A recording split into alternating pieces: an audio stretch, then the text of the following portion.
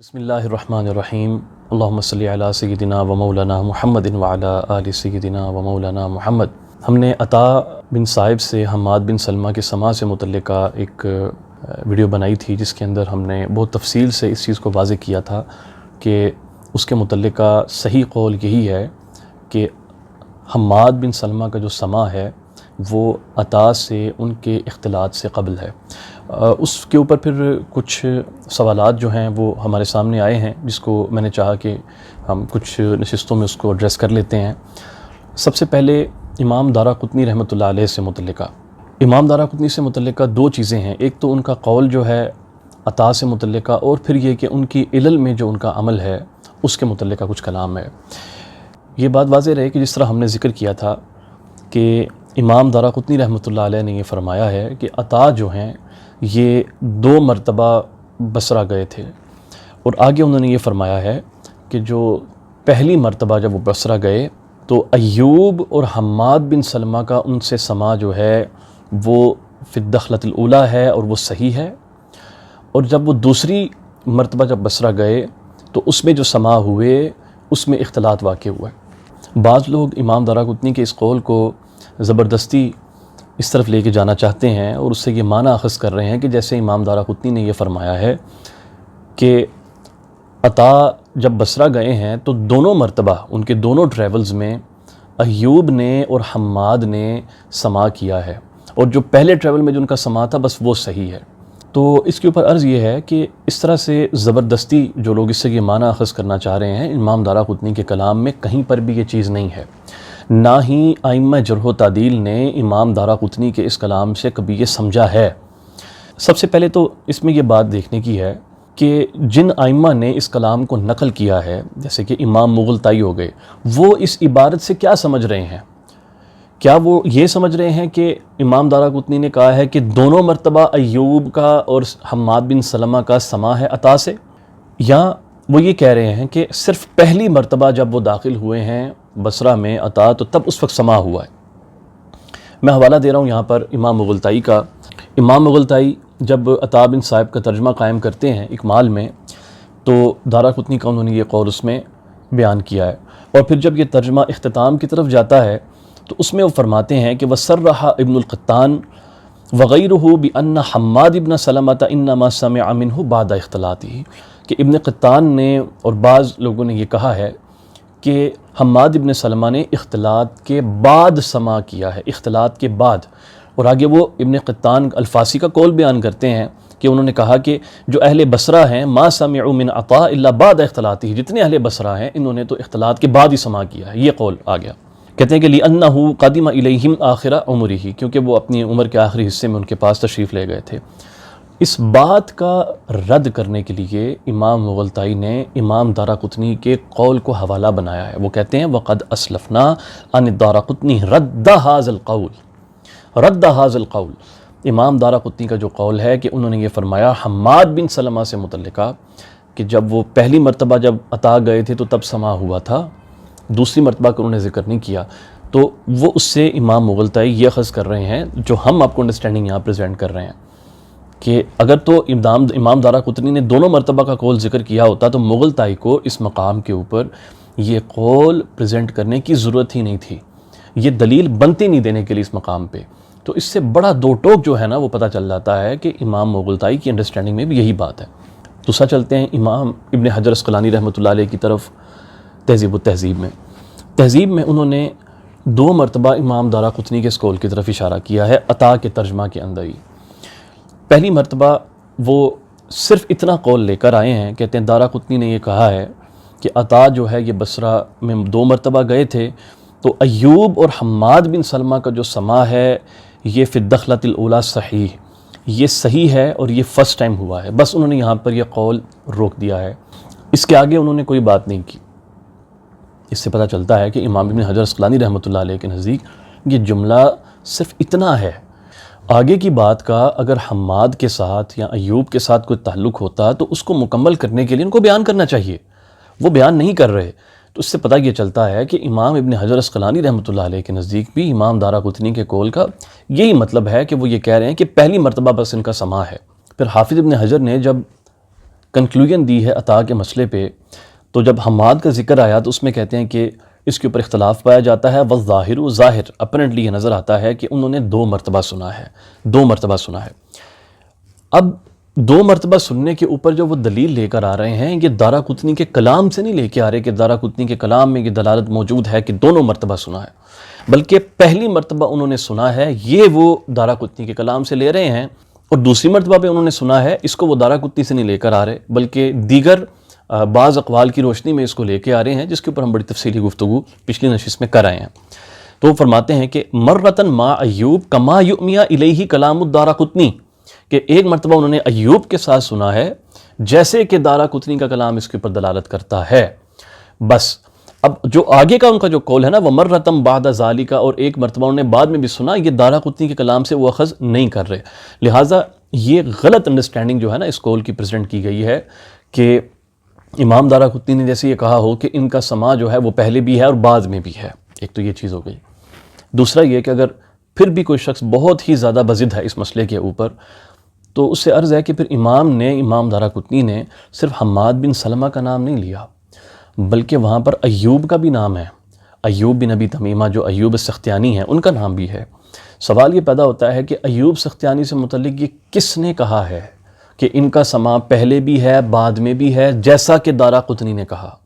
امام ابن حجر تو وہ آدمی ہیں کہ یہ اقوال جمع کر کے ان کے درمیان ایک سنتھسس کریٹ کر رہے ہیں، جس کی وجہ سے وہ یہ کہہ رہے ہیں اس مقام پہ کہ ان کا پہلے بھی ہے سماع، بعد میں بھی سماع ہے۔ تو اگر تو اس قول سے یہی مراد ہے امام دارقطنی کے، تو پھر آپ اس کو پارشلی حماد بن سلمہ کے اوپر اپلائی کر نہیں سکتے، پھر آپ نے اس کو ایوب پر بھی اپلائی کرنا ہے، اور پھر یہ دکھانا ہوگا کہ ایوب کا بھی یہی مسئلہ ہے، اور ائمہ حفاظ نے یہی کہا ہے کہ ایوب کا بھی معاملہ اسی طرح ہے، جبکہ یہ سب کو یہ مسئلہ بالکل واضح ہے کہ ایوب سے متعلق اس طرح کا کوئی قول نہیں ملتا۔ خود حافظ ابن حجر نے ایوب کا نام ان لوگوں میں لکھا ہے جن کا سماع پہلے ہوا، بعد والوں میں ایوب کا تذکرہ نہیں ہوا۔ تو میں یہ سمجھتا ہوں کہ امام دارقطنی کے کلام کو اس طریقے سے زبردستی اس کے اوپر محمول کرنا کہ انہوں نے دونوں کی طرف اشارہ کیا ہے کہ پہلی مرتبہ بھی سماع ہوا، دوسری مرتبہ بصرہ گئے تب بھی سماع ہوا، تو یہ سراسر خیانت ہے اس مسئلے کے اندر۔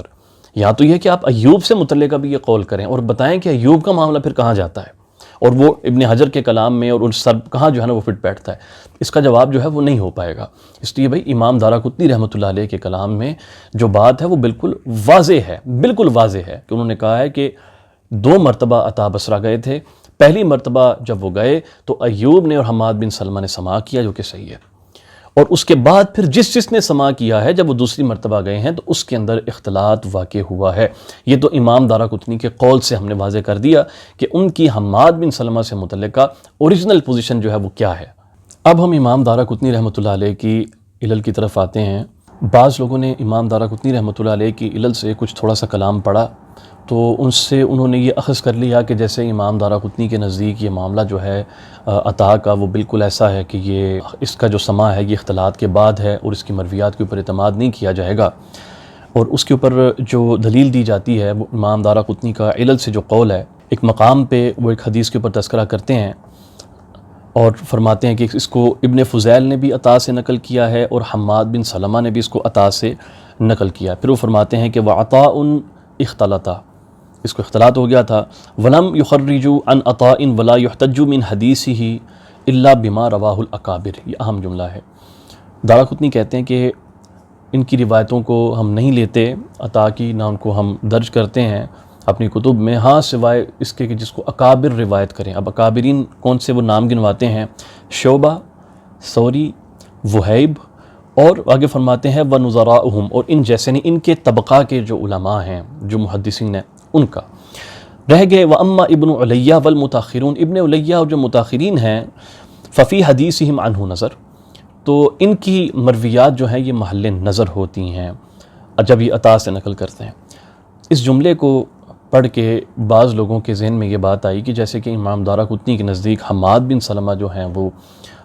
اس کیٹیگری میں فال کرتے ہیں کہ جن کی روایتوں کو ہم قابل حجت جان نہیں سکتے۔ ایک لمحے کے لیے رک کے نا امام دارقطنی کے اس کلام کو تھوڑا انالائز کر لیتے ہیں کہ یہاں پر ہوا کیا ہے۔ روایت کے اندر اختلاف پیدا ہوا ہے محمد بن فضیل اور حماد بن سلمہ کی۔ دارقطنی آگے جو تبصرہ کر رہے ہیں اس میں نہ انہوں نے محمد بن فضیل کا نام لیا ہے، نہ انہوں نے حماد بن سلمہ کا نام لیا ہے۔ بلکہ انہوں نے قاعدہ ڈسکس کر دیا یہاں پہ، اکابرین روایت کریں تو روایت صحیح ہوگی، اگر جو متاخرین روایت کریں گے اس میں مسئلے پیدا ہو جاتے ہیں۔ اکابرین میں انہوں نے 3 نام گنوا دیے، سفیان، شعبہ اور وہیب۔ سب سے پہلے تو یہ چیز یاد رکھیں اس مقام کے اوپر کہ اگر ہم اکابرین اور اصاغرین کا ہی فیصلہ اگر دیکھ لیں کہ وہ کس طریقے سے ہوتا ہے، تو یہ دیکھیے کہ عطا جو ہیں ان کا وصال ہوا ہے 136 137 کے اراؤنڈ، بعضوں نے 133 کہا ہے لیکن 137 سے اوپر کسی نے نہیں بولا۔ ایوب سختیانی کا سماع ان سے ہوا ابتدا میں، جب یہ پہلی مرتبہ بصرہ گئے۔ ایوب کا وصال ہوتا ہے 131 میں۔ عامش کا ان سے سماع صحیح مانا جاتا ہے، 148 میں ان کا وصال ہے۔ سفیان ثوری 160، شعبہ 160، وہیب 165 جن کا دارقطنی نے تذکرہ کیا 165 میں۔ اسی طرح زائدہ سے متعلق بھی کہا گیا ہے کہ ان کا سماع بھی درست ہے، 160 میں ان کا وصال ہوتا ہے۔ حماد بن سلمہ 167 میں ان کا وصال ہوتا ہے۔ اسی طرح حماد بن زید 167، سلیمان التیمی 177، زہیر 172، حماد بن زید 177۔ اکابرین کا طبقہ اگر تاریخ کے اعتبار سے اگر بنایا جائے، جس کے اندر سفیان ثوری، شعبہ اور وہیب جیسے علماء آتے ہیں، تو یقینی طور پہ حماد بن سلمہ ان اکابرین میں سے ہیں۔ یہاں تو اس کا انکار کر دیں گے اکابرین میں سے نہیں ہیں، ان کی روایتیں نہیں ٹھیک ہوں گی۔ آپ ان کی ڈیٹ آف ڈیتھس کو دیکھ لیں، یہ اکابرین میں سے ہیں۔ اور دوسرا جو نام ہے محمد بن فضیل، جس سے روایت میں حماد بن سلمہ کا اختلاف ہوا۔ اب متاخرین کی طرف چلتے ہیں، وہ کون ہیں؟ جریر، ابن علیہ اور محمد بن فضیل۔ اب ان کی آپ ڈیٹ آف ڈیتھس کو دیکھیں کتنی قریب ہے، 187، 193، 194۔ اس سے ایک بڑی کلیئر ڈسٹنکشن یہاں پہ پیدا ہو جاتی ہے کہ تقریباً جو 180 سے پہلے جو لوگ ہیں ان کو ہم کہہ سکتے ہیں کہ یہ اکابرین میں سے ہیں، اور اس کے بعد کے جو لوگ ہیں ہم کہہ سکتے ہیں کہ یہ اصاغرین میں سے ہیں یا پھر یہ متاخرین میں سے ہیں۔ دیکھیے اس میں خاص سمجھنے والی چیز جس پہ میں تھوڑا سٹریس دینا چاہوں گا وہ ہے حماد ابن زید۔ حماد بن زید سے متعلقہ یہ کہا گیا ہے کہ اس کی روایتیں قبول ہیں، انہوں نے پہلے ہی سماع کیا ہے، یہ اکابرین میں سے۔ دوسرا وہیب جس کا دارقطنی نے نام دیا 165۔ اب حماد بن سلمہ سے تقریباً 10 سال قبل 167 میں حماد بن سلمہ فوت ہو جاتی ہیں، یہ 10 سال کا گیپ ہے، تو وہ ڈیفینیٹلی حماد بن سلمہ جو ہے وہ اکابرین میں سے ہیں اور وہ وہیب کے قریب تر ہیں۔ تو اگر امام دارقطنی کے کلام کو اگر میں اس طریقے سے دیکھنا چاہوں تو میں اس کے اوپر محمول بڑا آسانی سے کر سکتا ہوں۔ جو سمجھ آتی ہے وہ یہ ہے کہ انہوں نے یہاں پر کنٹراسٹ دے دیا ابن فضیل کا اور حماد بن سلمہ کا، اور ساتھ یہ بتا دیا کہ جو اکابر ہے اس کی روایت کو قبول کر لیں گے، جو متاخرین میں سے ہے، اصاغرین میں سے ہے، اس کی روایت کو قبول نہیں کریں گے، اور فیصلہ انہوں نے ہم پہ چھوڑ دیا۔ اب جب ہم ان کی لسٹ بناتے ہیں تو حماد بن سلمہ کا شمار ڈیفینیٹلی اکابرین میں سے ہوتا ہے۔ چلیں ہم تھوڑا اور آگے چلتے ہیں۔ یہ تو تھی اس مسئلے پہ پہلی بات۔ دوسری چیز، امام دارقطنی کا یہ جو قول ہے نا، جو انہوں نے فرمایا کہ اکابرین اگر روایت کریں جیسے کہ سفیان، شعبہ اور وہیب، اور ہم اس میں حماد بن سلمہ کو بھی شامل کر رہے ہیں، یہ دلیل کے طور پہ امام مینشن نہیں کر رہے بلکہ قرینہ کے طور پہ مینشن کر رہے ہیں۔ امام دارقطنی کے نزدیک عطا کا معاملہ اتنا سمپل نہیں ہے کہ بس یہ پہلے روایت کر رہے ہیں تو یہ ٹھیک ہے، یہ بعد میں روایت کر رہے ہیں تو بس اس میں غلطی ہوگی۔ وہ ہر روایت کو، ہر راوی کو کیس ٹو کیس دیکھتے ہیں۔ ان کی پریسیژن بہت خطرناک قسم کی ہے، جس پریسیژن کے اندر وہ کلام کرتے ہیں نا، ہماری تاریخ میں شاید کسی محدث نے بھی اس پریسیژن سے کلام نہ کیا ہو۔ میں بھی امام ابو حاتم اور ابو زرع جو ہیں وہ اس کے کلوز جو ہے نا وہ آتے ہیں۔ اب اس کی دلیل کیا ہے کہ جو میں نے یہ بات کی کہ یہ امام دارقطنی کا یہ جو قول ہے وہ اس کو دلیل کے طور پہ ہر جگہ اپلائی نہیں کرتے بلکہ یہ قرینہ کے طور پہ اس کو جو ہے نا وہ لے کے آتے ہیں کہ قرینہ ایک وہ یہ ہے کہ اب وہیب جس کا انہوں نے خود ذکر کیا کہ یہ اکابرین میں سے ہے، اس کی روایتیں حجت ہوتی ہیں۔ ایک دوسرا مقام میں آپ کے سامنے رکھتا ہوں، وہاں پر وہ وہیب کو ترجیح نہیں دے رہے۔ اب یہ روایت ہے، اس کے اندر بھی دارقطنی اس کو مینشن کرتے ہیں۔ اسے سوال کیا گیا اس روایت کو لے کے کہ نبی صلی اللہ علیہ وسلم ہمیں تشہد سکھاتے تھے، عبداللہ بن مسعود کی حدیث ہے، تو انہوں نے فرمایا کہ اس کو عطا بن صائب نقل کرتے ہیں، ان سے اختلاف واقع ہوا ہے۔ پھر اس کے بعد وہ 3 لوگوں کا نام لیتے ہیں۔ قیس بن ربیع کی روایت جو عطا سے بیان کرتے ہیں، فرماتے ہیں ان کی مخالفت کی ہے وہیب نے، اور اس کو عطا بن صائب سے نبی الرحمن سلمی روایت کیا مرفوعاً۔ پھر تیسرا نام لیتے ہیں علی بن عاصم کا، اور انہوں نے بھی عطا سے روایت کیا ہے ان عبد الرحمن ان ابن مسعود موقوفاً، اس طریقے سے انہوں نے نقل کیا ہے۔ اب بجائے اس کے کہ وہ ترجیح قائم کریں، وہ کہتے ہیں کہ یہ عطا بن صائب کی طرف سے مسئلہ ہوا ہے کیونکہ اس کو آخری عمر میں اختلاط واقع ہو گیا تھا۔ بس انہوں نے یہاں پر کنکلوژن چھوڑ دیا۔ انہوں نے یہ نہیں فرمایا کہ اشبہ جو ایک لفظ استعمال کرتے ہیں نا، یا الصواب کا لفظ استعمال کرتے ہیں، وہ ترجیح کے لیے خاص الفاظ ہیں دارقطنی جب استعمال کرتے ہیں، کوئی لفظ بھی انہوں نے یہاں پر استعمال نہیں کیا کہ جس سے یہ پتہ چلے کہ ان کے نزدیک جو وہیب کی جو روایت ہے اس کو وہ ترجیح دے رہے ہیں۔ تو اگر تو یہ دلیل ہے تو اس مقام پہ بھی ان کو یہاں اپلائی کرنا چاہیے۔ چلیں تھوڑا اور آگے چلتے ہیں۔ حماد بن زید کا بھی یہی معاملہ ہے، جیسے کہ ذکر کیا کہ حماد بن زید بھی سینئر لوگوں میں آتے ہیں کہ جنہوں نے سماع کیا ہے اختلاط سے پہلے۔ ایک روایت کا ذکر کرتے ہیں، ان سے سوال کیا گیا دارقطنی سے، تو انہوں نے فرمایا کہ عطا بن صائب نے اس کو بیان کیا ہے اور ان سے نقل کرنے والوں کے درمیان اختلاف واقع ہوا ہے۔ محمد بن فضیل، اب یہ متاخرین میں سے، پھر عمار بن محمد، حماد بن زید اور ان کے بھائی سعید بن زید، حماد بن زید، سعید بن زید، یہ دونوں کابرین میں سے ہیں۔ یہ عطا سے روایت کرتے ہیں اس کو ان محارب ان ابن عمر ان نبی صلی اللہ علیہ وسلم، یعنی مرفوعاً ہو گئی، جبکہ اس کو موقوفاً روایت کیا ہے ابو الاحوص نے اور حشیم نے، اور وہ اس کو ابن عمر کے اپنے قول یعنی موقوفاً اس کو روایت کرتے ہیں،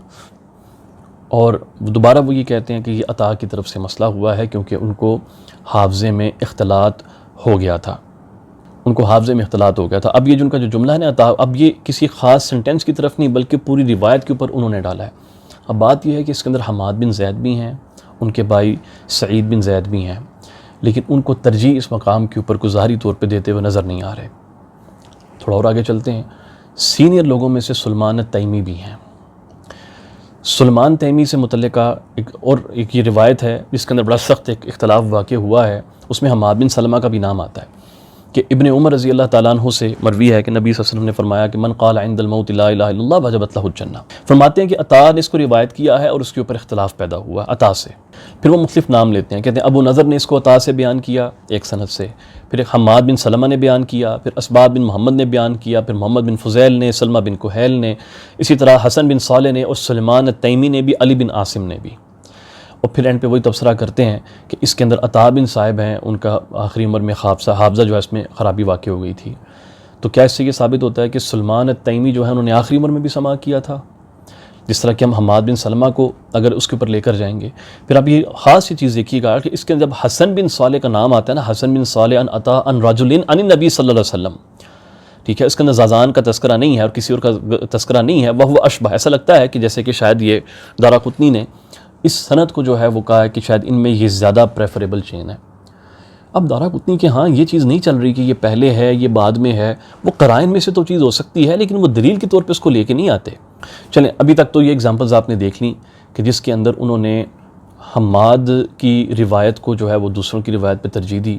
یا پھر یہ تھا کہ حماد کی روایت کے اوپر جو ہے وہ توقف اختیار کیا۔ اب آپ کو ان کی علل سے ایک وہ روایت دکھاتا ہوں جس کے اندر انہوں نے حماد بن سلمہ کی روایت کو باقی روایت کی جو روایات ہیں عطا سے اس کے اوپر ترجیح دی ہے۔ یہ حدیث ہے بہت ہی مشہور فقہا کہ ہاں حضرت علی کرم اللہ الکریم سے آتی ہے کہ من ترک موضع شعرۃ من جنابۃ لم یصب الماء فعل اللہ به کذا و کذا۔ کہتے ہیں اس کو عطا بن صائب نقل کرتے ہیں، پھر اس کا کچھ اختلاف بیان کرتے ہوئے کہ ان کو کون کون جو ہے وہ بیان کرتا ہے عطا سے، پہلے وہ فرماتے ہیں کہ حماد بن سلمہ، شعبہ اور حفص بن عمر، ان تینوں کا نام آتا ہے کہ یہ روایت کر رہے ہیں اس روایت کو عطا سے۔ اس روایت سے متعلق فرماتے ہیں کہ اس کو عطا نے نقل کیا ہے، اور بھی میں تبصرہ کرتے ہیں کہ اس کو حماد بن زید روایت کرتے ہیں عطا سے ان زازان حضرت علی سے موقوفاً، حماد بن زید ایک۔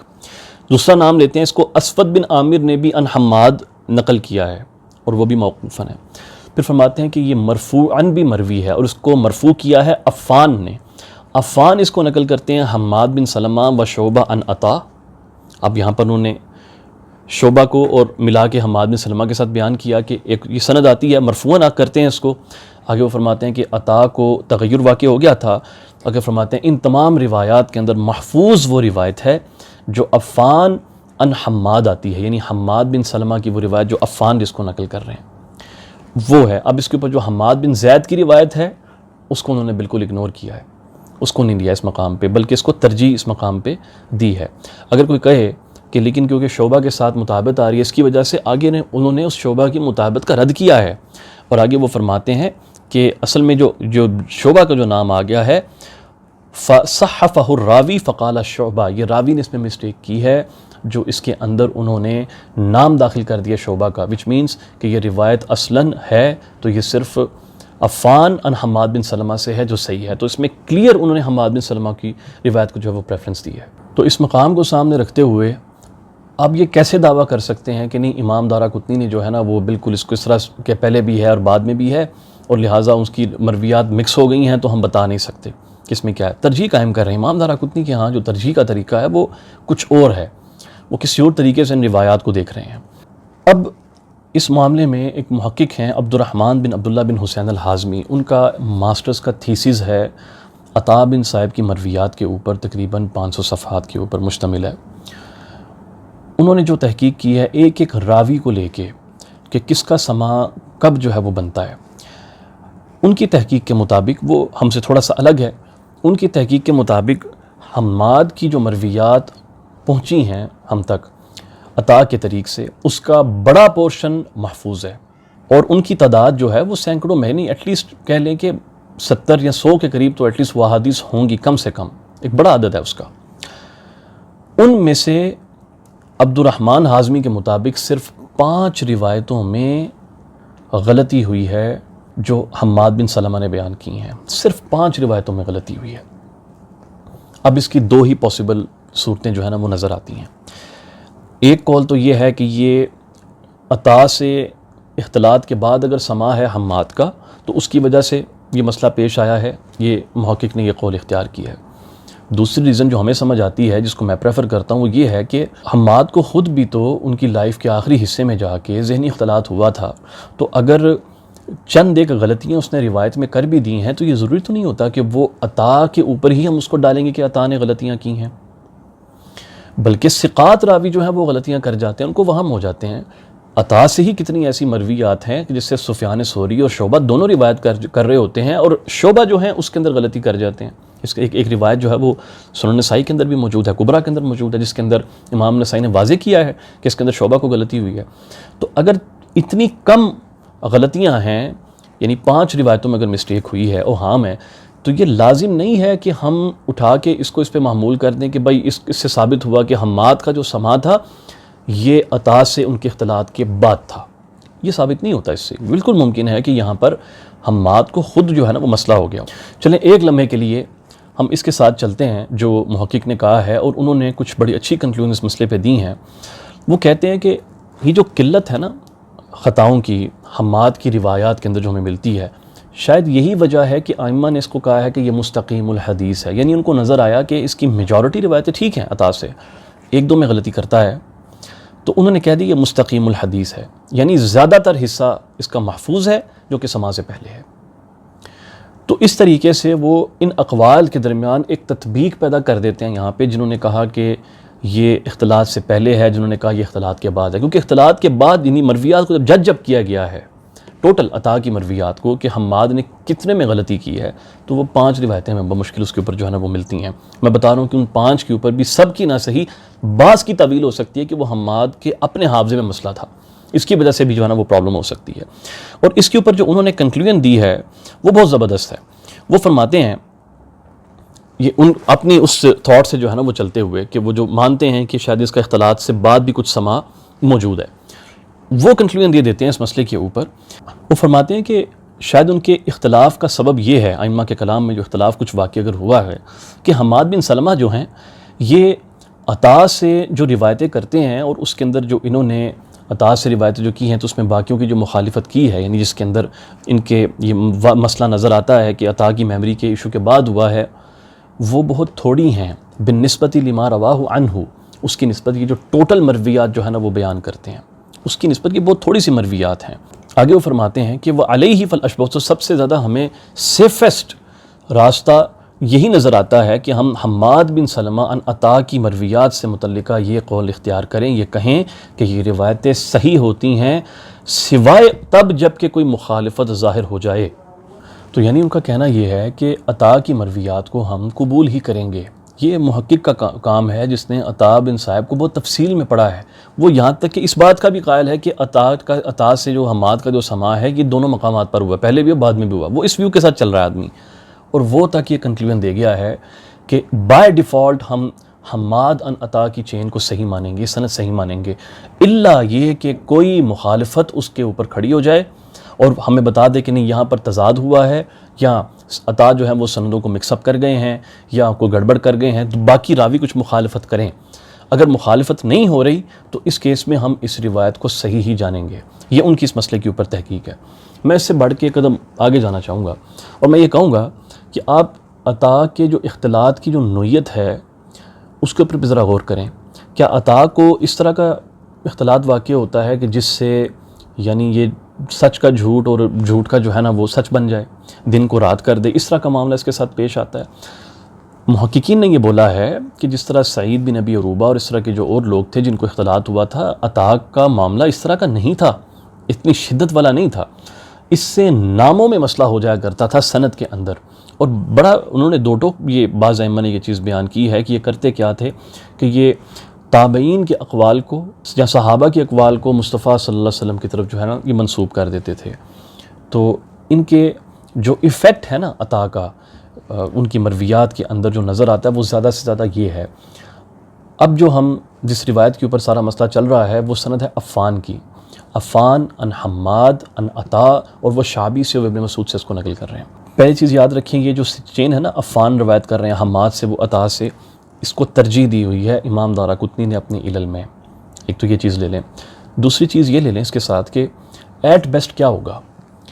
کہ یہاں پر عطا کو حافظے میں کچھ اختلاط پیدا ہو گیا تو انہوں نے جو ہے نا جو شعبی کا جو نام لیا، آگے ابن مسعود کا نام لے لیا، شاید ابن مسعود کا نام وہاں پر نہ ہو۔ کیا ہوگا زیادہ سے زیادہ شعبی تک یہ روایت موقوف ہو جائے گی، بالکل یعنی مقطوع ہو جائے گی اگر آپ وہ اصطلاح استعمال کرنا چاہتے ہیں۔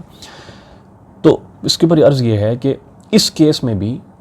یہ واقعہ جو بیان ہوا ہے وہ شعبی کی مراسیل کے اندر چلا جائے گا، اور شعبی کی جو مراسیل ہیں یہ کلیتاً ترک نہیں ہوتی، اس کے اوپر پک اینڈ چوز کیا جاتا ہے، ایک چیز۔ پھر دوسری چیز یہ بھی یاد رکھیے کہ شعبی جو ہے یہ مغازی کے ائمہ میں سے ہے، اور اگر یہ کوئی بات ایسی بیان کر رہا ہے جس کا تعلق غزوات کے ساتھ ہے تو پھر ڈیفینیٹلی اس کی بات کو بھی پریفرنس دی جائے گی۔ اپنی بات کو میں سمرائز کرتا ہوں، امام دارقطنی رحمۃ اللہ علیہ سے متعلقہ جو چیزیں بیان کی گئی ہیں، پہلے تو یہ ان کا قول تھا، ان کے قول سے میں نے واضح کر دیا کہ دارقطنی کا قول یہی ہے کہ حماد کا جو سماع ہے یہ اس وقت ہوا جب وہ پہلی مرتبہ عطا بصرہ میں داخل ہوئے ہیں۔ یہی مغلطائی نے سمجھا ہے، یہی ابن حجر نے سمجھا ہے، باقی سب نے بھی یہی سمجھا ہے، ٹھیک ہے۔ اس کو زور زبردستی جو ہے نا وہ کرنا چاہے تو اس کا کوئی علاج نہیں ہے ہمارے پاس، لیکن اس کا صحیح فہم یہی ہے۔ دوسرا یہ کہ دارقطنی نے اکابرین کی اور اصاغرین کی تقسیم کی، اس تقسیم کے مطابق بھی اکابرین کے اندر حماد بن سلمہ کا نام آتا ہے۔ تیسرا یہ کہ اگر بعض مقامات پہ آپ کو یہ نظر آتا ہے کہ دارقطنی نے ان کی مرویات کو ترجیح نہیں دی، تو ایسے مقامات بھی ہیں کہ جہاں پر انہوں نے ان لوگوں کی مرویات کو بھی ترجیح نہیں دی جن کا خود دارقطنی کہہ رہے ہیں ان کی روایتیں ٹھیک ہوتی ہیں، جیسے وہیب کا نام آ گیا۔ اور پھر ایسے بھی مقامات ہیں کہ جہاں پر انہوں نے حماد کی مرویات کو ترجیح دی ہے۔ پھر یہ واضح کیا کہ وہ محققین جنہوں نے عطا بن صائب کو وہ تفصیل میں پڑھا ہے، تو ان کے مطابق تو وہ بہت ہی قلیل مرویات ہیں، اگر اس طرف کوئی گیا بھی ہے نا کہ یہ بعد میں ہوا، وہ قلیل مرویات ہیں، انہوں نے ایک پہ تطبیق پیدا کی ہے، اور آخر میں ان کی کنکلوژن یہاں تک آئی ہے کہ جب تک مخالفت آپ ظاہر نہیں کر دیتے کہ ہاں راویوں نے سند میں اس کے ساتھ کو مخالفت کر دی ہے جس کی وجہ سے مسئلہ پیدا ہو گیا ہے، تو تب تک ہم اس کی روایت کو صحیح ہی مانیں گے۔ یہ امام دارقطنی سے متعلقہ الحمدللہ تعالیٰ یہ مکمل تحقیق ہے۔ میں امید کرتا ہوں کہ اس کے بعد جو ہے اب اس امام دارقطنی کے قول سے متعلقہ جو ہے نا کوئی مزید ایکسپلائٹیشن جو ہے نا وہ باقی نہیں رہے گی، اور ان کی جو قول کا جو صحیح محل ہے وہ واضح ہو چکا ہوگا۔ السلام علیکم ورحمۃ اللہ وبرکاتہ۔